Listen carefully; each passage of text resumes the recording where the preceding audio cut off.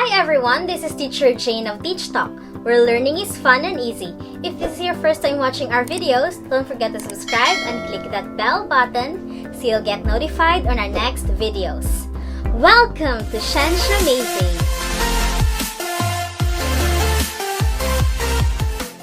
Kung saan pag-uusapan natin ang mga science concepts from grade 7 to grade 12, kasamang topics in general science, biology, chemistry, physics, and earth science. At dito, bidang agham!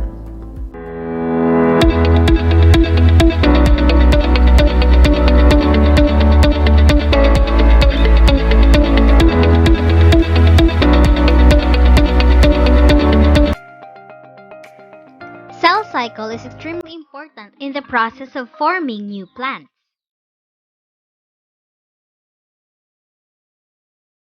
It also makes new life possible and is vital in the process of healing and tissue repair. Sa ating Science Amazing episode ngayon, sisimulan natin ang discussion tungkol sa heredity and variation with the topic cell cycle. A cell cycle is a series of events that takes place in a cell as it grows and divides. A cell spends most of its time in what is called as the interphase, a part of the cell cycle. During interphase, the cell grows and replicates its chromosomes to prepare for cell division. The cell then leaves interphase and finally undergoes cell division. This illustration summarizes the process of the cell cycle. As you can see, interphase takes a large part in the cell cycle. The cell spends 90% of its time during interphase. Interphase has three phases: the G1 phase, followed by the S phase, and G2 phase. After this, the cell may undergo cell division. Ang interphase ay tinatawag ding non-dividing stage because this is devoted largely to cell growth.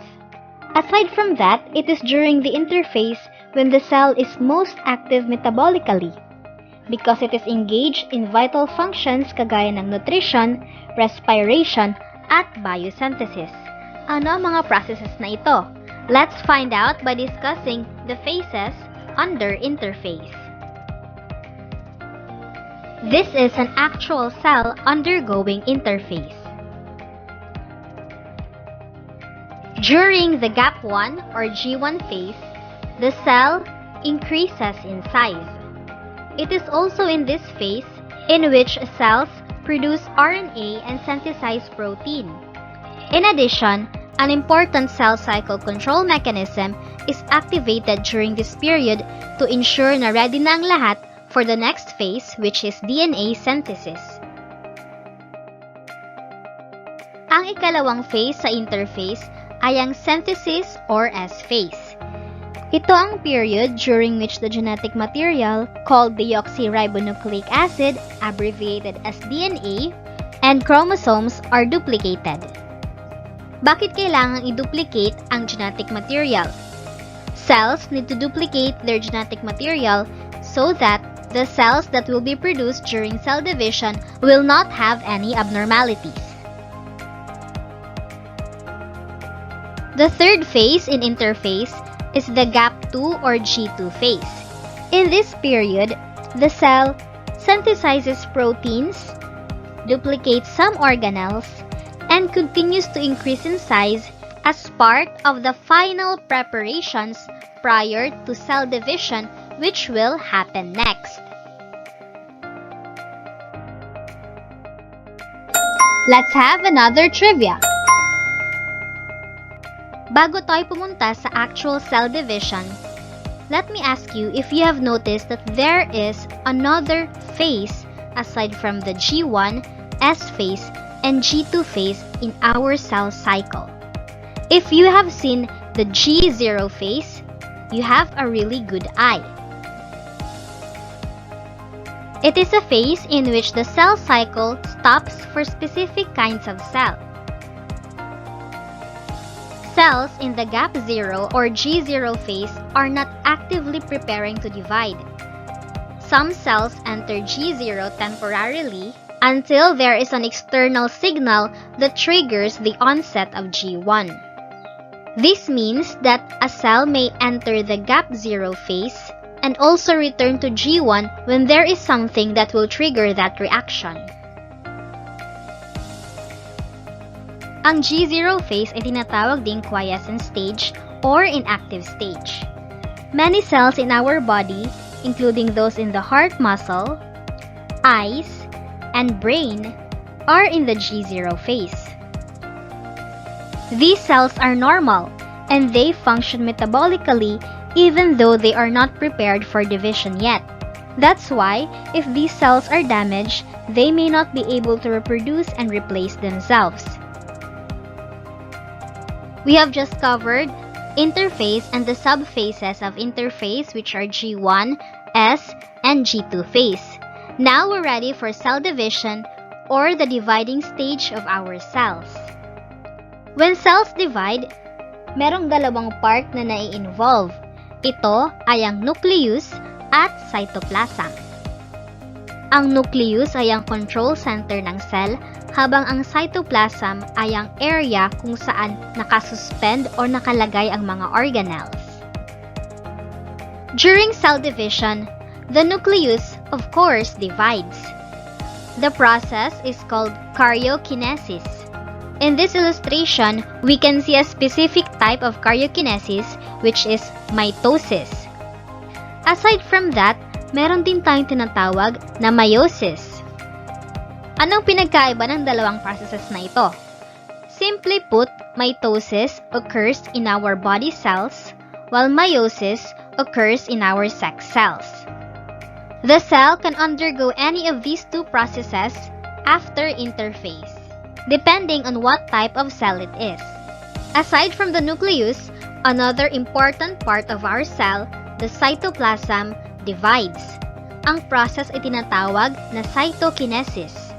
There are distinguishing features in cytokinesis depende kung plant cell or animal cell ang isang dividing cell. Kapag plant cell, we can see a cell plate, at kapag animal cell naman, we can observe a cleavage furrow. In this dividing plant cell, we can see the cell plate at the center. This eventually forms the cell wall, which is a rigid structure that protects the plant cell. In animal cells, we can see a cleavage furrow. This is caused by the pinching of the dividing cell to form two new daughter cells. Now let's summarize the things we have learned today.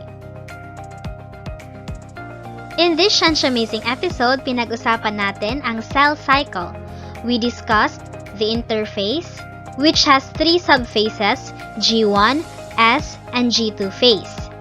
We also talked about the G0 phase or the inactive stage of the cell. Lastly, we talked about cell division, which is the phase in which the cell actively divides and can either be mitosis or meiosis. It's quiz time! To assess how much you have learned, we are going to have a short 3-minute quiz. After 3 minutes, i-check natin kung tamang mga sagot niyo.